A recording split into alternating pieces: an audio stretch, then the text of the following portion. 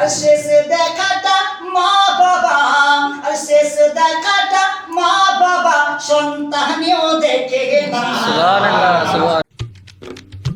মনে মরণ মাওলা তুমি কাউকে দিও না, এমন মরণ মাওলা তুমি কাউকে দিও না। গুনাহ থেকে তোমার কাছে, সকলে গুনাহ থেকে তোমার কাছে চাইতেছি পানাহ। সুবহানাল্লাহ। মাওলা তুমি কাউকে দিও না।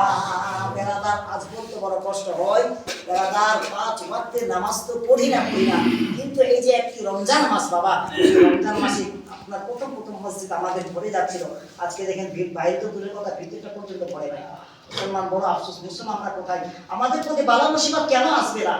আল্লাহর একটা মাসে আমরা ইবাদত করতে পারছি না। এই বেরাদা বলতেছি দুনিয়ার সমস্ত কাজ আমরা করতে পারছি, একটা মাস যে রোজা, তারা কি সেহেরি আমরা করতে পারবো না? অবশ্যই পারবো। আমরা আমাদের প্রতি আজকে নিজেই আপনার বালা ডেকে আনছি। বেরাদা তাই বলছেন, এমন মরণ মাওলা তুমি কাউকে দিও না।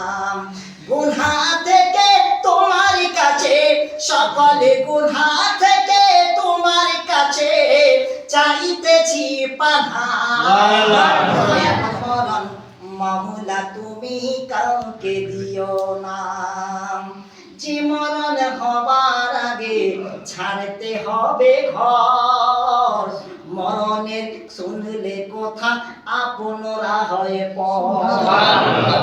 আমার দেহ থেকে রূহ চলে যাবে বাবা, সবাই পর হয়ে যাবে।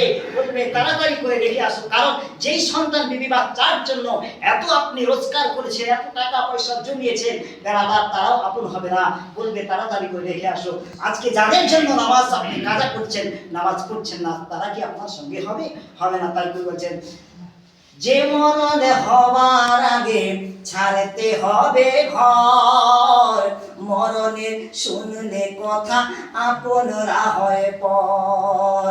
আর শেষ দেখাটা মা বাবা, আর শেষ দেখাটা মা বাবা সন্তানেও দেখে না। সুবহানাল্লাহ সুবহানাল্লাহ। এমন মরণ মাওলা তুমি কাউকে দিও না, এমন মরণ মাওলা তুমি কাউকে দিও না। বেরাদার বলছিলাম সময় সংকীর্ণ, যাই হোক বেরাদার, মসজিদ আল্লাহর ঘর, এই ঘর এমনই একটা ঘর বাবা, পৃথিবীর বুকে আপনি কোথাও শান্তি না পেলে মসজিদে চলে আসবেন, খোদার কসম করে বলি আপনি শান্তি পেয়ে যাবেন। এমনই একটা ঘর বেরাদার, এই ঘরকে আল্লাহ রাব্বুল আলামিনের ঘর বলা হয়েছে। আর এই ঘরের জন্য যদি আল্লাহ রাব্বুল আলামিনের কোনো বান্দা বেরাদার মহব্বতের সহিত, আল্লাহর ভালোবাসার সহিত যদি 1 টাকা দান করে থাকে, বেরাদার আল্লাহ রাব্বুল আলামিন বলছেন কিয়ামতের দিনে 70 টাকার বদলা তাকে সওয়াব দিয়ে দিবেন। সুবহানাল্লাহ। আসসালামু আলাইকুম ওয়া রাহমাতুল্লাহি ওয়া বারাকাতুহু।